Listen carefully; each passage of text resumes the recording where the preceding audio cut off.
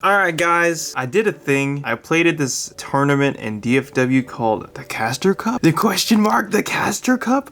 Ooh, look at that thing. I placed second place. Today's video is going to be showing you guys how that went about. I'm going to be showing you my deck profile for that second place for at least day one. And then I'm also going to show you the variant that I played in my very final match versus Easton. A little nice because you get to see both sides of Metazoo history, day one and day two. So yeah guys, if you guys don't know me, my name is Pokekai. I already know what you're going to say because I already know, guys. You should change your name to Metakai. You should already change your name to Metakai.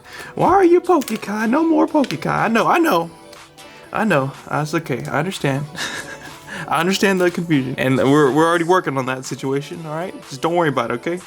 I wanted to show you guys the prizes that I got, and we're gonna open some packs today, and we're also gonna do the deck profile. So it's gonna be a little bit entertaining for both sides of the spectrum. You guys usually watch me open stuff, and the people who view my deck profiles.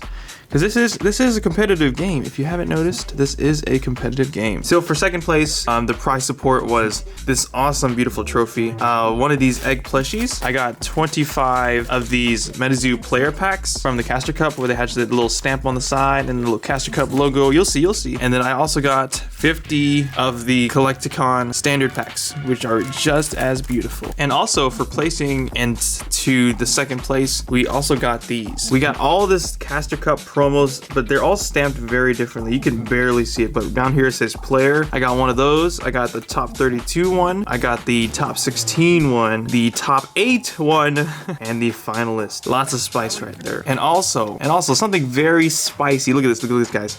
Look at this. I got the second place prize medal with the Cumberland Dragon by Michael Peckham. Very beautiful card. It says the original owner of this page won second place at Caster Cups 2022. Benefits of this page include direct admission to Caster Cup 2023. Whatever that means. I mean, not whatever that means. There's gonna be different qualifications next year. We don't know what it is, but I'm sure it'll be similar to this year's prerequisites. Hopefully, I don't know if this is like the old medals where they gave you like expenses covered and travel and all that stuff, but that'd be sick. And accompanying with that medal, you also get this trophy card, this sketch card from all of the artists. This is not just one artist, guys. It's all of them. And look, and they had all their dope signatures on the back. I believe that their signatures are as much art as the art in themselves as well. Beautiful signatures. But yeah, this is the awesome trophy card that came accompanied with it, the sketch card. And I'm gonna say my favorite Beastie is this new Beastie on the top left that hasn't been revealed yet. I forgot the name of the Beastie. I haven't mentioned it, but I did forget it. It is one of my favorites now in this list, alongside my boy Chess. All right, to kick off this entire scenario, we're gonna open up 3 player packs and 3 Collecticon packs, and I'm gonna save a lot of the rest to do a fantastic trade for a sample Quetzalcoatlus. A sample. Yes, I'm going to use my prize support and transition it into a sample Quetz because that's my boy and that's what won me the tournament. So I would want to transform my prize support into the prize that I desire. Anyways, and we're also going to use these for tournaments down the road. You guys know that I actually have a store. It's called tranboysllc.com. I'll put it in the link. I want to host tournaments with these player packs because I know it'll entice people to come play, and also these Collecticon packs. So more to come soon. I don't have details yet, but just know that it's a brewing idea. There is something planned for these bad boys down the road. So we're going to kick it off with 3 player packs and then 3 Collecticon packs. You'll see the difference very shortly. So in the player packs, what I am personally chasing is a ding bell, an antipotion potion, an index. What else is there? Am I looking for? Lining in the bottles. That'd be sick. See, in all these packs, they have these super sick promo stamps right here. The Caster Cup logo. It's super blurry for you guys. I'm looking through a screen. Oh, we got a dark. Ooh, Cleaver Attack is a bunny man. Yeah. Let's go. A full hollow bunny man player stamped card. Very beautiful. Yes, and a ding bell. I'll take it. Mirage, if you're looking at this video, I know you're salivating right now. Okay, if you guys don't know Mirage on Instagram, he's a huge bunny man fan. So just know he's salivating right now. Pack number 2. Here we go. Oh, why? I don't know why, but I've heard apparently that sometimes the hollows on the front. Does that mean we get 3 hollow? No, we would jump in the gun a little bit. So we got a Mad Gasser Mattoon. This is in the player pack or the entire Collecticon pack. So I want to say that the R&D team put this in here because they thought they were going to see this in the tournament, maybe? Or it's a fan favorite? I don't know. The thought process, because there's a lot of playable cards in here. That means that even Boogeyman has potential to be in a really good deck, or at least the R&D wanted us to play it in the deck. I don't know. That's my thought process on what packs or what cards were selected to be in there. But I got a Mad Gasser, a Mattoon. Fourth wall is this beastie deals 10 damage if you heard someone pass gas this game. So if you're out there straight crop dusting everybody, you're about to get 10 damage on You're about to get 10 damage on your enemy, yeah? Hey man, every 10 LP counts, am I right? Every 10 LP counts. Here we go. Now last pack. Oh, this Cumberland Spaceman. This is my last hollow pull. Not what I was chasing, but now we're gonna move into the Collecticon packs. We're gonna do these bad boys, just like we did the players. So they'll be the exact same subset of cards, or set of cards, but they just don't have the stamp on them. Oh, they're the same card. So we have an Air Rods. Shout out to all the Cosmic players. I did not play a single Cosmic player for some reason. Ooh, yes, we got a Chibi Quetzal. This card I used to play in Houston back in October last year at Houston Collecticon. He absolutely did not perform well, but he was very cute. That's all that matters. And a giant salamander. All right, next pack. Next pack. Here we go. We got a Bubbling Brew. Shout out to all the Gumbaroos that get burned away with this card. Water Baby and a Medford Schmooze. Oh yeah, that's right. And the standard Collecticon packs, you are not guaranteed a full hollow, but in the player packs you are, if I'm not mistaken. If I'm not mistaken. Here we go. We got a Paralyze. Very nice card. I'm gonna add this to my deck now that I have it. Destroy Terra. Ooh! And Air Rods. Another card that I used was the Destroy Terra. Pretty sick. You know what? For the funs of it, we're just gonna open one more player pack because I'm chasing something. I mentioned like 3 things. I gotta get one. You know what I'm saying? One more. That's it. Everything else will be repurposed into a better scenario. They will have better reason. We're gonna do one to the front, just in case they do that front stuff. Oh my god! Okay, y'all saw me do it. Y'all saw me do it. So I guess there's no it's all random order, but at least you're still guaranteed a full hollow. So I will be trading this bad boy. We do have a Toxic Water, very playable card as well. This will be probably added to my deck just to flex a little bit. Alrighty guys, starting it off with the deck profile, we're gonna go into my Quetz deck. It's a total of 42 cards. 42 was the magic number for me. 42 guys, trust me. 42, okay? So we're gonna do show the deck and what happened, and we're gonna go through it.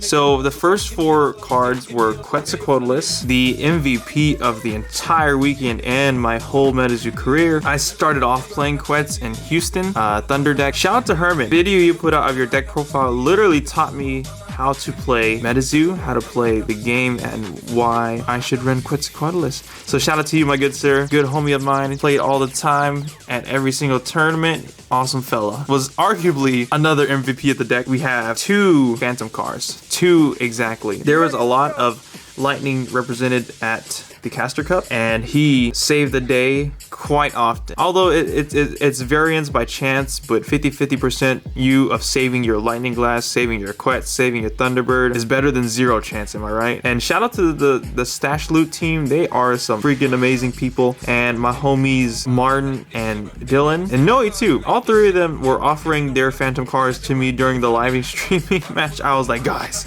I know you got the promo. Can I get it from you guys real quick so I can flex on the stream? I was like, this is the finals match. We gotta show out.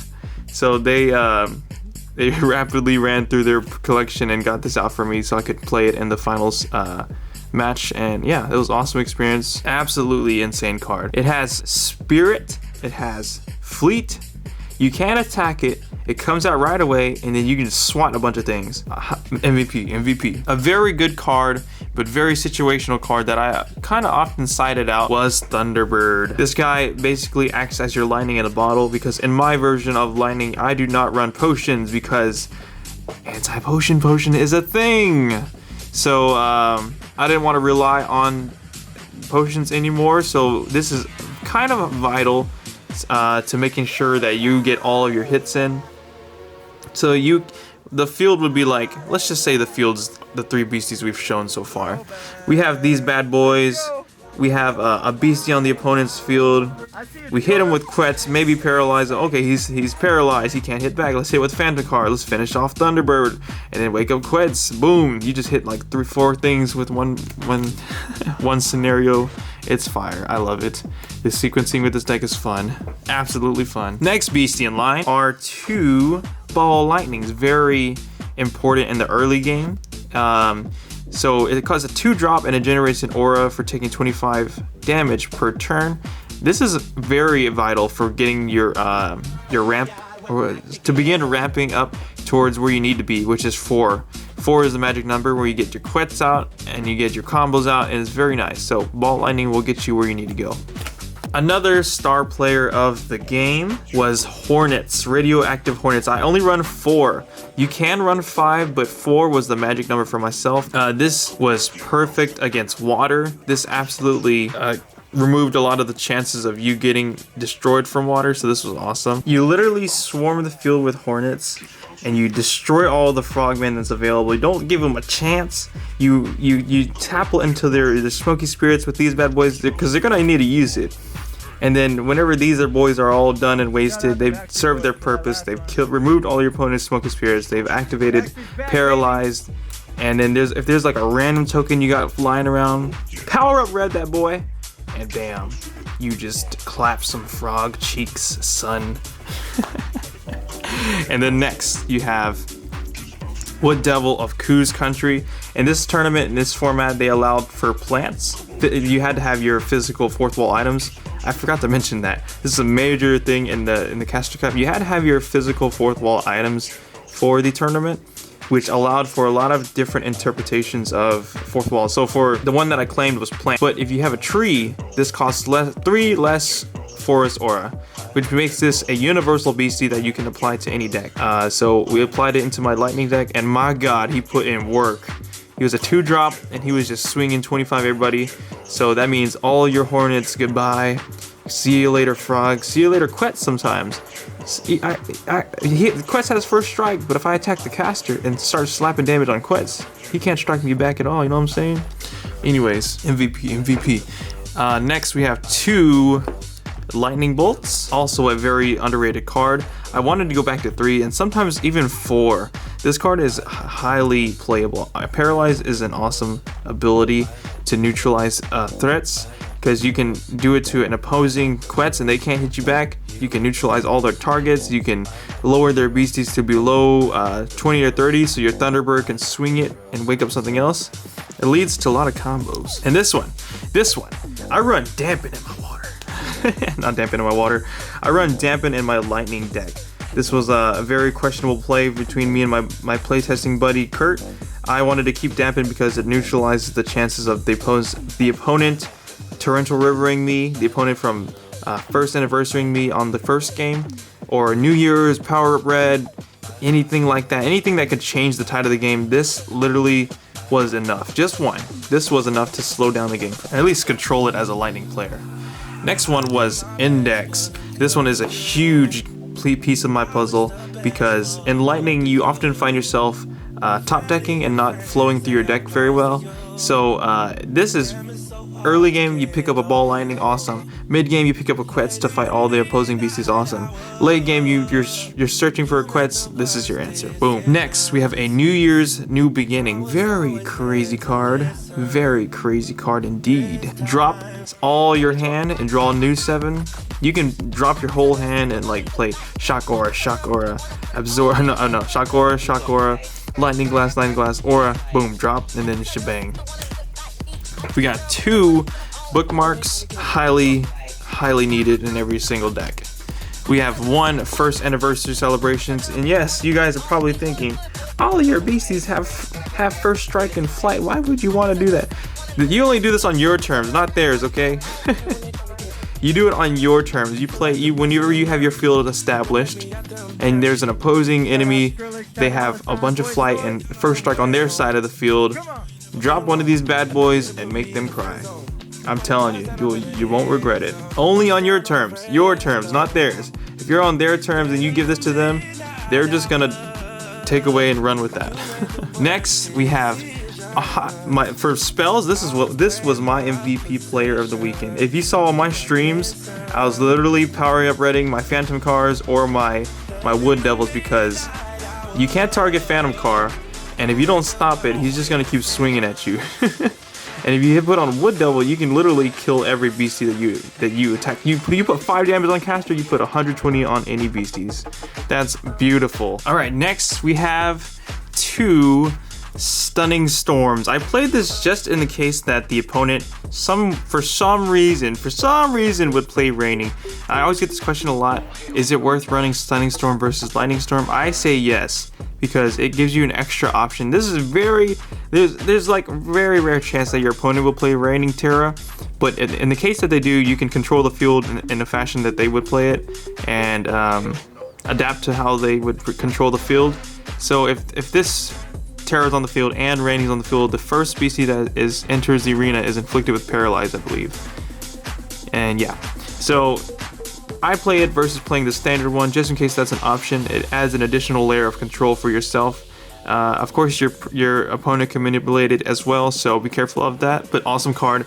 This card allows for your Quets to swing for 90 and sometimes 100 if your opponent used Light Bulb on their end. So Caster Cup with 4th wall items, the one that they have on their side of the field, also incorporated into your pool of 4th wall items at times. It depends what the situation is. But in terms of Quets versus Quets mirror match, you have your Light Bulb, you have your opponent's Light Bulbs, and then you have Stunning Storm, so you're hitting for a total of 100 damage, which is very crucial in certain games.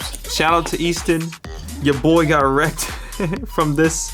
Easton played in game 1 in our finals match. He mulliganed to, he had he had 7 cards, he mulliganed to 6, and then he was like debating in his hand. He was probably thinking, damn, does this guy have Absorb Aura in his hand? He said, you know what, I'm gonna risk it. He kept it. He's like, I'm gonna play it.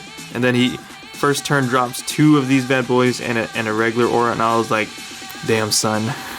GG. I was like, Quets is coming out soon, isn't it? I was like, please. But yeah, that was awesome.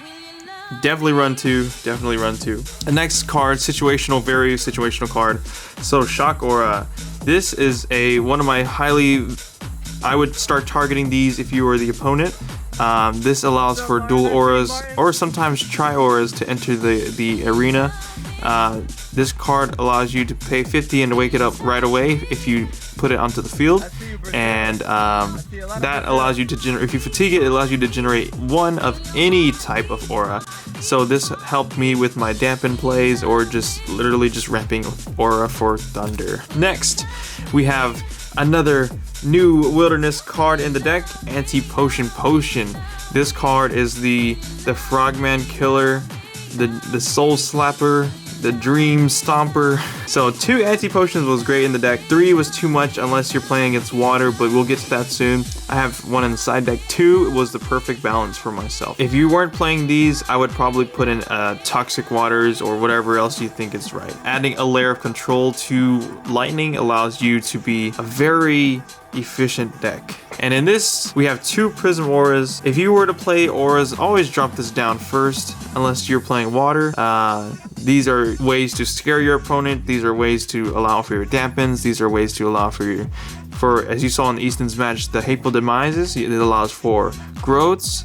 This is a star player. And then next, we have only 8 Lightning Auras. In total, 10 with the 2 prisms. All right, and next, we're gonna go into our side deck. So our side deck, this is all day 1, guys, so don't worry. I'm gonna show you day 2, what we did, and what we did a little bit differently. I don't have the side deck built for day 2, but I have a pretty good idea of what it was. So these are in a pink sleeve for a special reason. These were not in my day 2 side deck or main deck. So we have 1 Tiny Island. I never used it. I thought there was gonna be a lot of swarm decks with Dingbells, the Hornets, the Spiderlings. There's what else are the tokens? The Octopus. There's a lot of options potions, but I never used it. We have one Destroy Terra. This was for the water players, the cosmic players, and sometimes even the lightning, depending on the situation. I would never side it against the lightning, but they're like wrecking you some way, and like you need to slow it down. I don't know. This is for me. This is for water, really. I never got to use it personally, but versus water for blowing up their river, so they don't have the river time 1-drop. Or apparently this whole weekend, this one team or maybe 2 teams, they were taking names with their gassy deck. If this probably would have helped you slow them down. 2 absorb auras, but 2, yeah, they did really well. 2 absorb auras for the side deck. These are a really good card. If you see a deck using a lot of artifacts, this would be a very good card to side in. And 1 caster center MD. I think I used it once versus I forgot his name. I want to say it's Sean. We played on stream twice. He was on a team. He had a beard. He wore the colorful pink and blue jersey. Very good player. He had the weird but very cool Frogman Spirit Gumbaroo Rope Ride deck that was working, and this was like, please let me draw this card. We got 1 Toxic Water. If we're playing the Lightning Mirror match, we need to slow down the opponent. So remove their first strike, remove their flight, and then of course you can't run them in the same. You can't read these together. So if you were to side out, if you wanted to side this in, make sure to take out your anti-potion potions, because if you're playing both in your spellbook main deck after siding, you're playing an illegal deck. And we have the 3rd anti-potion potion. This is to prevent water, to slow them down, and then also an additional 1st anniversary celebration, again versus the lightning mirror match, versus the cosmic match, versus the spirit match, versus the light match. This was an awesome card. Another dampen. This was for so there's a water deck that can beat lightning. It's called Torrential Storm. If you have 2 dampens and you stop 1 or 2 of their torrential storms, you gave yourself a 50-50 chance at winning that fight. And also, as a lightning player, if you don't have Void Spill in your side deck, man, I hope you got zapped. But I'm just joking. I'm joking. These are a very good card. Very slept on at first. 2 lightning splits. This was for back during the Nightfall days when it first released. This was a very good side deck card.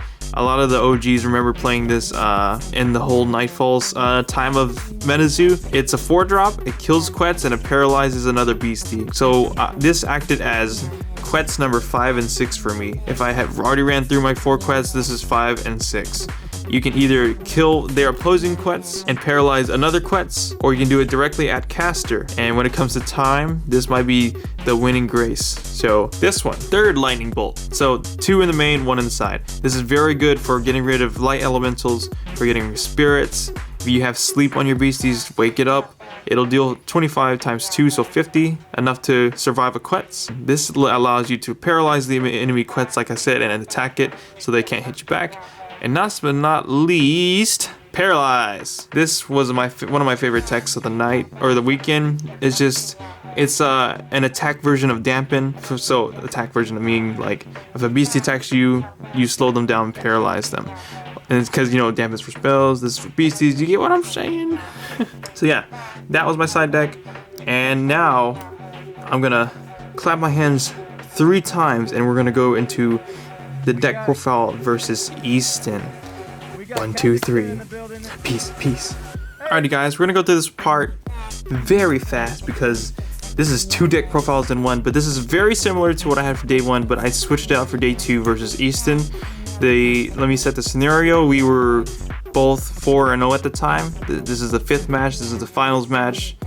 Whoever wins takes it all. So the Terra field, the pseudo environment that we received was the Marshy Swamps, something like that. Basically, it benefited water, and I thought Easton, as a previous pro player at water, I was thinking he was gonna start tweaking his deck towards that. Obviously, that did not go the way it did. I played a strong anti-lightning, so I built my deck to be as strong versus lightning, so it was an anti-lightning, but it had the potential for water. But then game 1, I realized he's definitely playing lightning, so I sided out all the pieces of my anti-water for all anti-lightning. Yeah, so that's what this premise of this will be. This is the third match deck profile. The final match deck profile is what I'm showing you right now. So it's going to be 4 Quets. Keep that for sure, absolutely. 2 Phantom Cars. Absolutely, if you guys saw, I did what I told y'all earlier. I slapped the power up red on a Phantom car. He can't stop it. I'm blocking with it. I'm hitting with it. Whatever. Beautiful card.